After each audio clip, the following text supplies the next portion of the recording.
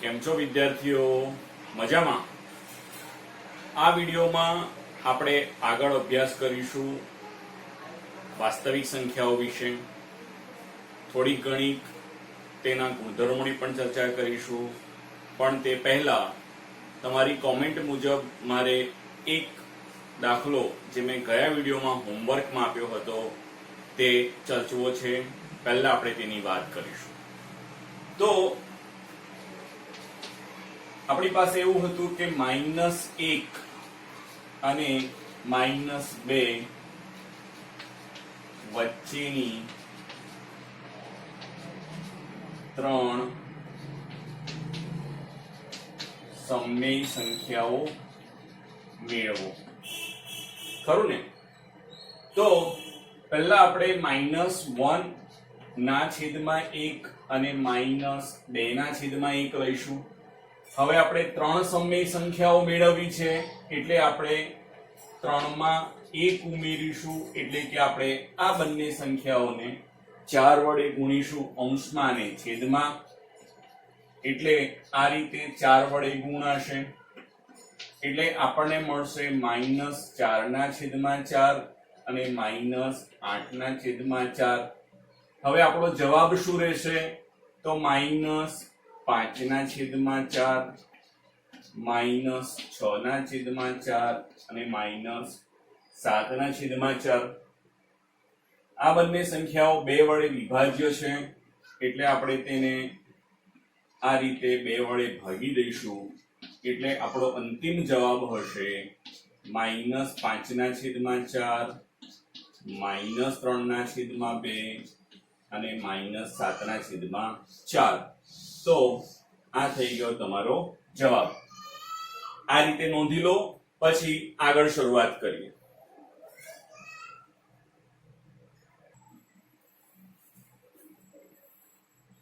અચ્છા મિત્રો, હવે આગળ વધીએ. તો આ વિડીયોમાં આપણે સમમેય સંખ્યા સિવાય, એટલે કે જે સંખ્યાઓને આપણે p છેદમાં q સ્વરૂપમાં દર્શાવી શકતા નથી તેવી સંખ્યાઓનો આપણે અભ્યાસ કરવાના છીએ. તો જરા સમજી લઈએ. આપણે કહ્યું હતું કે કોઈ પણ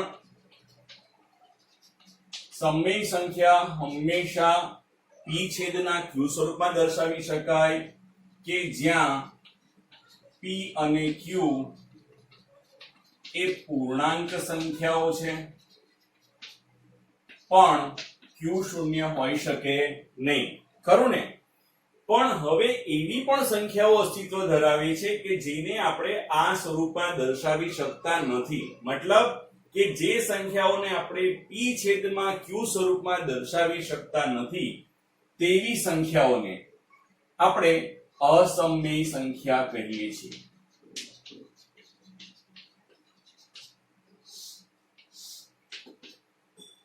હવે અસમમેય સંખ્યાઓ એટલે કે જેને આપણે p છેદમાં q સ્વરૂપમાં દર્શાવી શકતા નથી, તો આવી સંખ્યાઓ કઈ હોઈ શકે?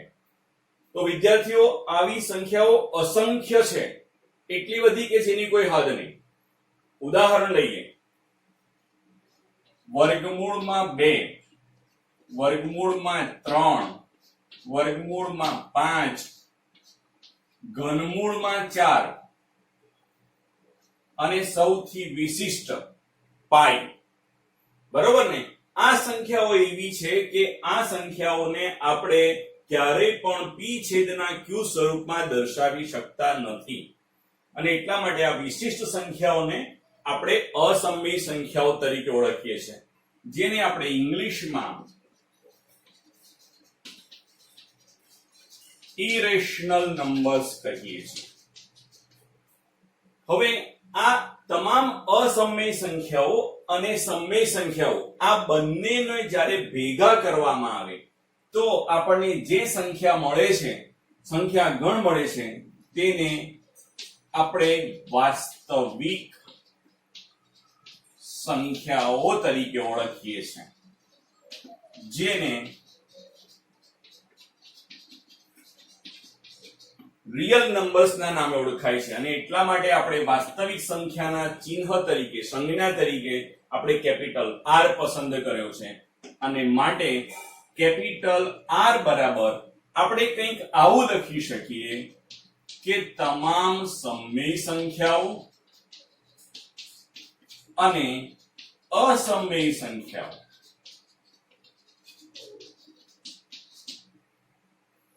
બરાબર આ રીતે આપણે એને દર્શાવી શકીએ કે વાસ્તવિક સંખ્યા ગણ R માં કયા કયા સભ્યો આવશે તો તમામ સમય સંખ્યાઓ અને તમામ અસમય સંખ્યાઓ આ ભેગી થશે ત્યારે આપણને જે મળશે એ હશે વાસ્તવિક સંખ્યાઓ. હવે આપણે આ વાસ્તવિક સંખ્યાઓ ક્યાં કેવી રીતે મેળવી શકીએ તેની વાત કરીશું. પછી આ અસમય સંખ્યાઓને આપણે સંખ્યા રેખા ઉપર કેવી રીતે બતાવી શકીએ તેની પણ વાત કરીશું. બરોબર છે, તો આગળ વધીએ. પહેલા જરા રબ કરી દઈએ અને શરૂ કરીએ.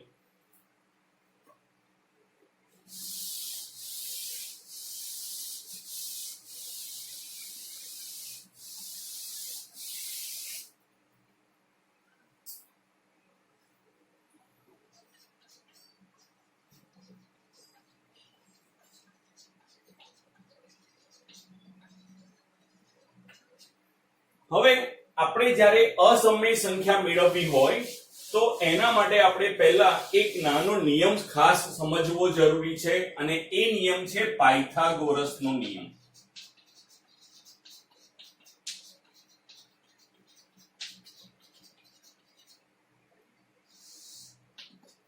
હવે પાયથાગોરસનો નિયમ શું છે તો પાયથાગોરસનો નિયમ જે છે એ માત્ર અને માત્ર કાટકોણ ત્રિકોણને જ લાગુ પડે છે. તો પહેલા આપણે દોરી દઈએ કાટકોણ ત્રિકોણ.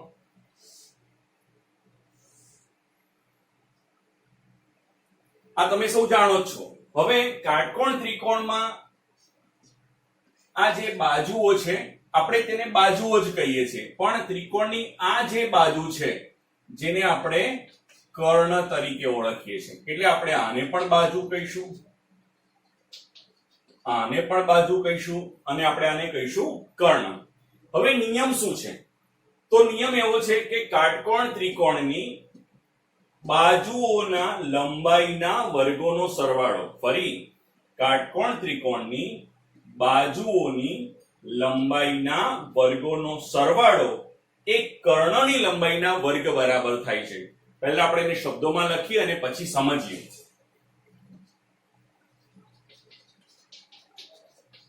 કાટકોણ ત્રિકોણમાં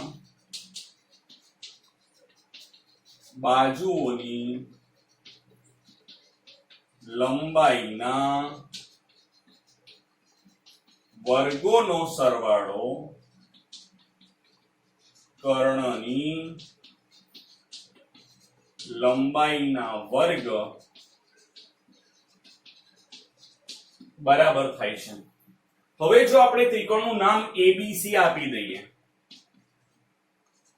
તો બાજુઓ બનશે એબી અને બીસી. હવે આપણે એબી નો વર્ગ અને બીસી નો વર્ગ કરીશું અને એ બંનેનો સરવાળો કર્ણ એસી ના વર્ગ બરાબર થશે અને માટે આવું લખાશે કે એબી નો વર્ગ વત્તા બીસી નો વર્ગ બરાબર એસી નો વર્ગ. તો આ પાયથાગોરસનો નિયમ વાપરીને આપણે અસમય સંખ્યાઓ મેળવી શકીએ. તો મેળવીએ સંખ્યા અસમય સંખ્યા. તો પહેલા આપણે કરીશું કે ફરી પાછો એક કાટકોણ ત્રિકોણ બનાવીશું, બરોબર ને? એનું નામ આપી દઈએ PQR. હવે બંને બાજુઓ એટલે કે PQ અને QR ના માપ મેં 1 લીધા છે, તો આપણને PR શું મળશે? તો હવે અહીંયા આપણે એવું કહી શકીએ કે પાયથાગોરસના નિયમથી, પ્રમેયથી શું લખી શકાય? PQ square plus QR square બરાબર PR સ્ક્વેર. હવે PQ ની કિંમત આપણે 1 લઈશું માટે લખીશું 1 નો વર્ગ, QR માં પણ લખીશું 1 નો વર્ગ અને PR નો વર્ગ આપણે શોધવાનો છે માટે એમને એમ રહેવા દઈશું અને માટે આપણને મળશે PR નો વર્ગ બરાબર. હવે આપણે જાણીએ છીએ કે 1 નો વર્ગ તો 1 જ થાય છે, તે જ રીતે ફરી પાછા 1 નો વર્ગ 1 થશે અને માટે PR નો વર્ગ બરાબર 2. હવે બંને બાજુ આપણે આ અહીંયાથી વર્ગ હટાવવા માંગીએ છીએ એટલે આપણે શું કરવું પડશે? બંને બાજુ વર્ગમૂળ લેવું પડશે. અને માટે બંને બાજુ વર્ગમૂળ લેતા આપણને મળશે PR બરાબર વર્ગમૂળમાં 2. તો આ રીતે આપણને આ જે PR છે એની લંબાઈ વર્ગમૂળમાં 2 મળે છે. હવે આપણે હમણાં જ વાત કરી કે વર્ગમૂળમાં 2 એ કેવી સમય સંખ્યા છે? અસમય સંખ્યા છે, બરોબર ને? એટલે કે આપણે આ રીતે વર્ગમૂળમાં 2 અસમય સંખ્યા મેળવી શકીએ છીએ. હવે પ્રશ્ન એ થશે કે આ અસમય સંખ્યાને આપણે સંખ્યા રેખા ઉપર કેવી રીતે દર્શાવી શકીએ? તો આપણે ખાસ સમજવાનું છે. એટલે પહેલા આટલું નોંધી લો અને પછી આપણે વર્ગમૂળમાં 2, વર્ગમૂળમાં 3 વગેરે સંખ્યાને આપણે સંખ્યા રેખા ઉપર કેવી રીતે દર્શાવીશું તેની માહિતી મેળવીશું. નોંધી લો.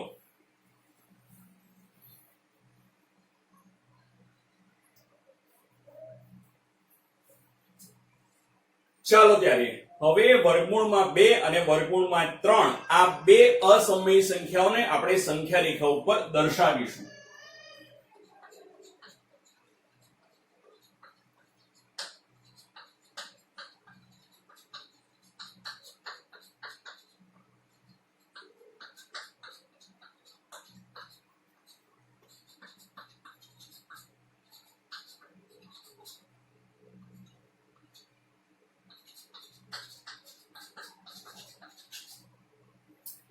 હવે એના માટે પહેલા શું કરવું પડશે?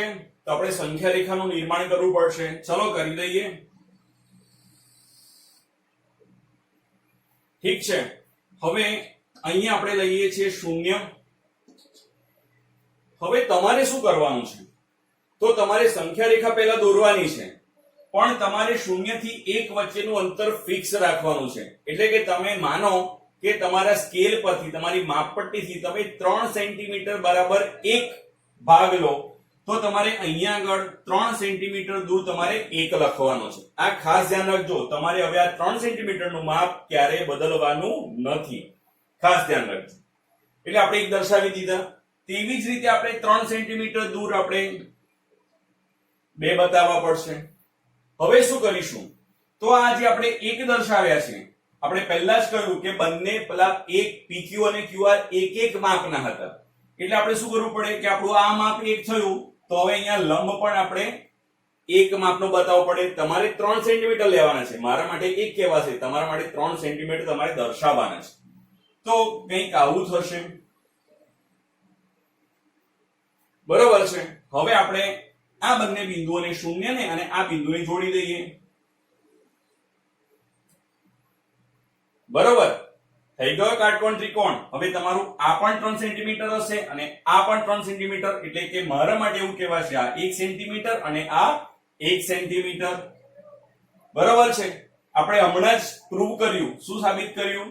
કે જો આપણે અહીંયા આગળ ABC લઈએ તો AB નો વર્ગ વત્તા BC નો વર્ગ બરાબર AC નો વર્ગ, 1 નો વર્ગ અને 1 નો વર્ગ એટલે આપણને અહીંયા 2 મળશે. અને માટે AC નું બરાબર શું મળશે આપણને? વર્ગમૂળમાં 2. હવે આપણે આ રેખાખંડને આપણે ખેંચીને ક્યાં લાવવાનો છે? આપણી સંખ્યા રેખા પર લાવવાનો છે. હવે એના માટે તમારે શું કરવું પડશે? પરિકર વાપરવું પડશે. પણ મારી પાસે પરિકર નથી, માટે હું હેન્ડ કર્ચીફ નો યુઝ કરીશ. જરા જોઈ લો. તો તમારે કરવાનું શું છે? તમારો પરિકરનો જે અણીવાળો ભાગ છે એ તમારે 0 પર રાખવાનો છે અને પેન્સિલને માપીને લઈ આવવાની છે ક્યાં આગળ? આ A પાસે. અને પછી આ રીતે ચાપ મારી દેવાનો છે. એટલે આ બિંદુ તમને જે મળ્યું એ શું હશે? વર્ગમૂળમાં 2. એટલે કે આ O થી આ બિંદુ વચ્ચેનું અંતર તમારું થઈ ગયું વર્ગમૂળમાં 2. હવે આપણે વર્ગમૂળમાં 3 મેળવીએ તો એના માટે શું કરીશું? પહેલા જરા ગણતરી સમજી લઈએ.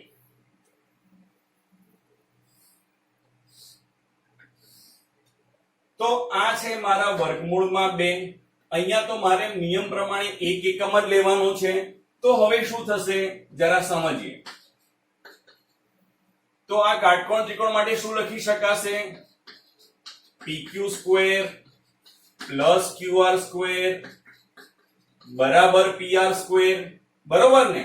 હવે PQ આપડા કેટલા છે તો કે 1 નો વર્ગ, QR કેટલા છે વર્ગમૂળમાં 2 નો વર્ગ બરાબર PR વર્ગ, અને માટે PR વર્ગ બરાબર 1 વત્તા, હવે સમજો વર્ગમૂળમાં 2 નો વર્ગ, મેં પહેલા પણ કહ્યું છે કે કોઈ પણ સંખ્યાના વર્ગમૂળનો વર્ગ એટલે સંખ્યા પોતે, એટલે 2 લખીશું, અને માટે PR² બરાબર 3, અને માટે PR બરાબર વર્ગમૂળમાં 3. હવે આપણે આવી જ ગણતરીનો ઉપયોગ કરીને આપણે વર્ગમૂળમાં 3 લાવીશું.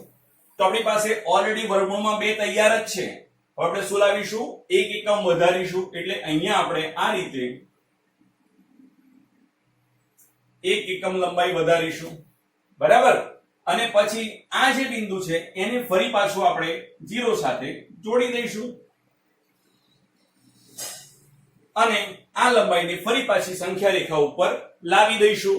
તો કંઈક આવું કરીશું.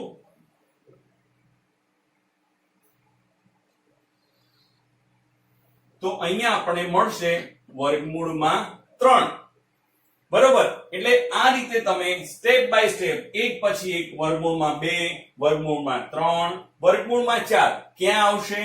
2 પાસે આવશે. પછી આગળ જશો એટલે વર્ગમૂળમાં 5, 6, 7 તમને વગેરે મળ્યા કરશે. તો આ રીતે આપણે અસમમિત સંખ્યાઓને સંખ્યા રેખા ઉપર દર્શાવી શકીશું. બીજું આપણે આના પરથી નોંધીશું કે પ્રત્યેક અસમમિત સંખ્યા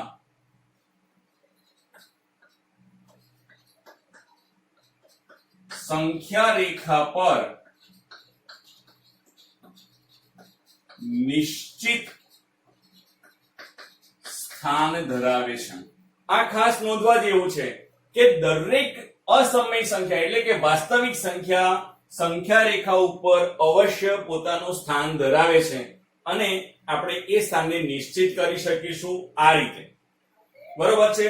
આ પ્લીઝ પહેલા નોટ કરી લો, અને પછી આની આગળની વાત કરીશું.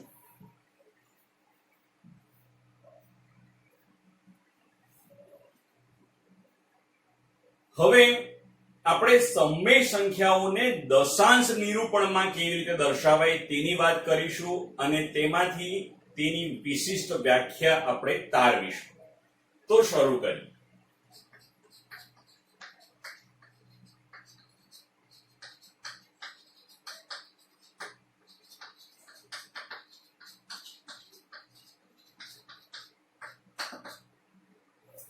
હવે સમમેય સંખ્યાનું દશાંશ નિરૂપણ એટલે આપણે પહેલા સમમેય સંખ્યા પસંદ કરવી પડશે, અને પછી આપણે તેનું દશાંશ નિરૂપણ મેળવીશું.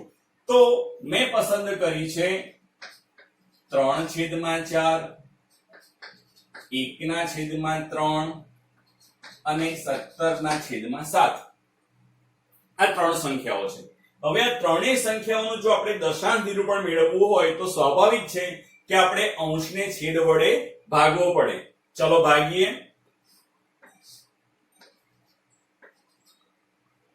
હવે 3 અને 4 વડે ક્યારે ભાગી શકાતા નથી, એટલે આપણે પહેલા મૂકીશું 0 અને દશાંશ ચિહ્ન, એટલે આપણે અહીંયા મૂકીશું 0. હવે 4 ના ગળેમાં આપણે 30 લાવવાના છે. 4 સીતા 28, બાદ કરીશું આપણને 2 મળશે. ફરી પાછું 0 મૂકીને ઉતારી દઈશું એટલે આપણને 20 મળશે. હવે આપણને 4 ના ઘડિયામાં 20 મળે છે, માટે 4 પંચા 20. આ પહેલો ભાગાકાર પતી ગયો. હવે બીજાની વાત કરીએ.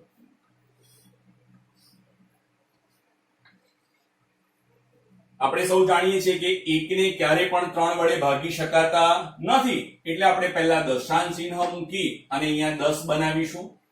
હવે 3 ના ઘડિયામાં 10 ન આવી શકે, પણ 3 તરી 9 આપણને અવશ્ય મળશે. તો 10 માંથી 9 જશે એટલે 1 મળશે. ફરી પાછા આપણે 0 ઉતારીશું તો ફરી 10 મળ્યા એટલે 3 તરી 9. તો આ જ રીતે આપણો ભાગાકાર આગળ ચાલ્યા જ કરશે અને આપણને ભાગફળમાં 3 મળ્યા જ કરશે. હવે વાત કરીએ છેલ્લાની, જેમાં આપણે 17 ને 7 વડે ભાગવાના છે. હવે 7 ના ઘડિયામાં 7 દુ 14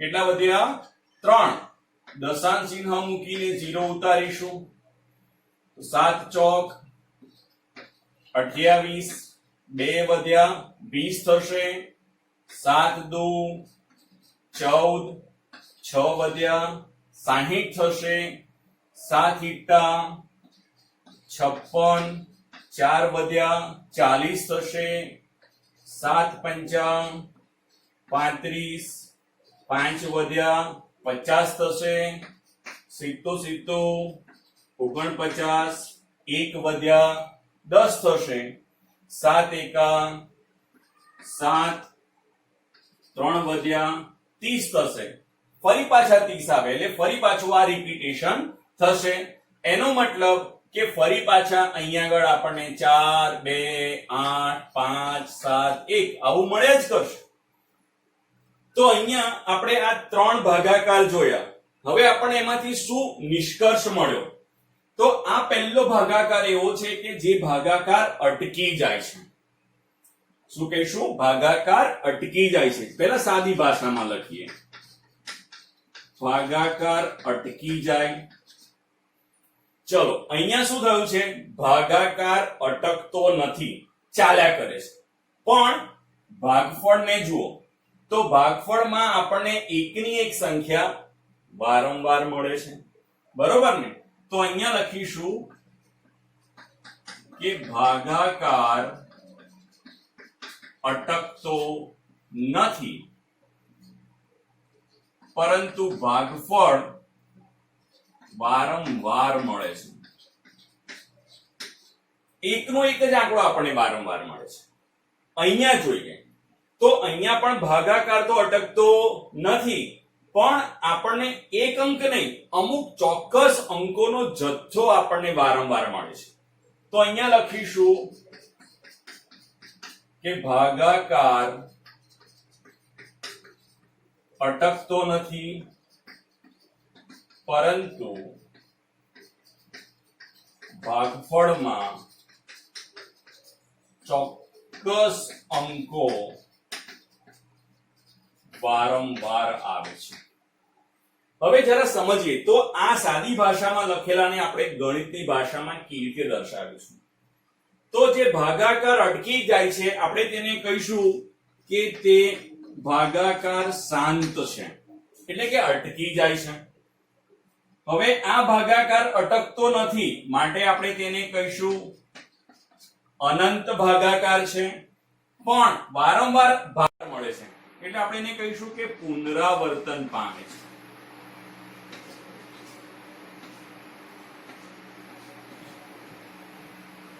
બરાબર છે અહીંયા પણ પુનરાવર્તન થાય છે તો હવે સમય સંખ્યાની વ્યાખ્યામાં આપણે શું કહી શકીએ તો આપણે એવું કહી શકીએ કે જે સંખ્યાનું દશાંશ નિરૂપણ શાંત હોય એટલે કે ભાગાકાર અટકી જાય અથવા અનંત પરંતુ પુનરાવર્તિત હોય મતલબ કે એકના એક અંકનું કે ચોક્કસ અંકોના જથ્થાનું પુનરાવર્તન થતું હોય ફરી સમય સંખ્યાઓ એટલે કે જે સંખ્યાનું દશાંશ નિરૂપણ શાંત હોય અથવા અનંત અને પુનરાવર્તિત હોય તેવી સંખ્યાઓને આપણે સમય સંખ્યાઓ કહીશું બરોબર છે તો આપણે લખીએ જરા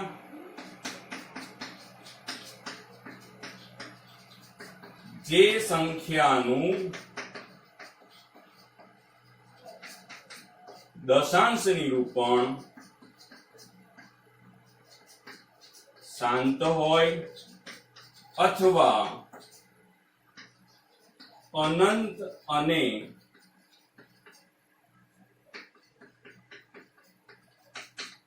પુનરાવર્તિત હોય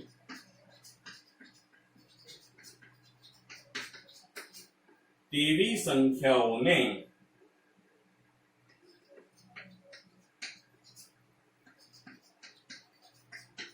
સમય સંખ્યા કહે છે તો આ થઈ ગયું આપણું તારણ કે જે સંખ્યાઓનું દશાંશ નિરૂપણ શાંત હોય અથવા અનંત અને પુનરાવર્તિત હોય તેવી સંખ્યાઓને સમમેય સંખ્યા કહે છે. આટલું નોંધી લો, પછી આપણે સમમેય સંખ્યાનું એક વિશિષ્ટ ગુણધર્મની વાત કરીશું.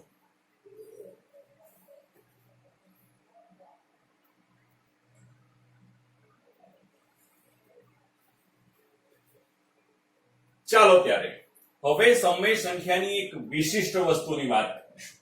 આપણે હમણાં જ કહ્યું કે 3/4 બરાબર આપણને મળ્યા હતા 0.75. 1/3 આપણને 0.333 મળ્યા કર્યા હતા. બરાબર છે. તો હવે આ સંખ્યાને, કારણ કે આ સંખ્યાનું દશાંશ નિરૂપણ તો સતત ચાલ્યા જ કરશે, તો આપણે કઈ લખ્યા જ કરીશું ના. હવે આને સંકેતમાં દર્શાવવા માટે 0.312 આવું દર્શાવવામાં આવે છે. જ્યારે એક જ અંક હોય ત્યારે આપણે એક અંક ઉપર લીટી કરીશું. પણ માનો કે મને કોઈ સંખ્યા આવી મળે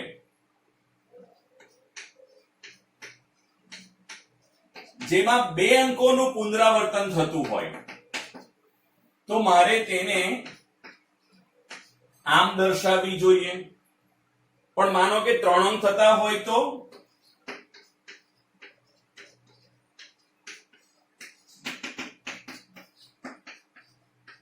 એને મારે આવી રીતે દર્શાવવી જોઈએ. મતલબ કે જેટલા અંકોનું પુનરાવર્તન થાય એ તમામ અંકોને મારે આ 12 લીટીની વચ્ચે લાવવા પડે અને મારે આ રીતે સમમેય સંખ્યાને દર્શાવવી પડે. હવે આના પછીના વિડીયોમાં આપણને આવી કોઈ સમમેય સંખ્યા આપી હોય અને તે અપૂર્ણાંકમાં કેવી દેખાશે આપણે તેની વાત કરીશું. આ દાખલો એટલે કે જે પછીના ચર્ચવાના છીએ તે દાખલો પરીક્ષામાં દર વર્ષે પૂછાતો આવ્યો છે, માટે મહેરબાની કરીને આના પછીનો વિડીયો જોવાનું ચૂકશો નહીં. અહીં સુધી આટલું જ. Thank you.